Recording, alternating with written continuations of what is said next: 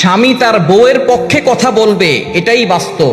কেননা আপনার মায়ের পক্ষে আপনার বাবা কথা বলে, আপনার ভাবির পক্ষে আপনার ভাই কথা বলে, সুতরাং আপনার স্ত্রীর পক্ষে আপনি কথা বলবেন, এটাই হচ্ছে চিরন্তন সত্য।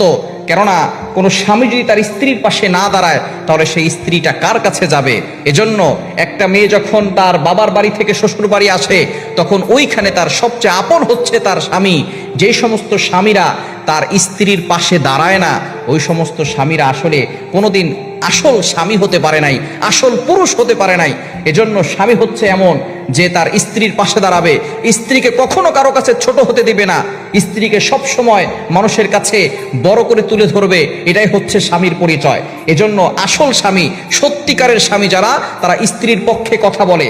কেননা আপনার স্ত্রী খারাপ হলেও আপনার স্ত্রী যদি অনেক খারাপও হয়, তারপর আপনার স্ত্রী, আপনি আপনার স্ত্রীর পাশে দাঁড়াবেন। কেননা আপনার মায়ের পক্ষে আপনার বাবা কথা বললে, আপনার ভাবির পক্ষে আপনার ভাই কথা বললে, আপনি কেন আপনার স্ত্রীর পক্ষে কথা বলতে পারবেন?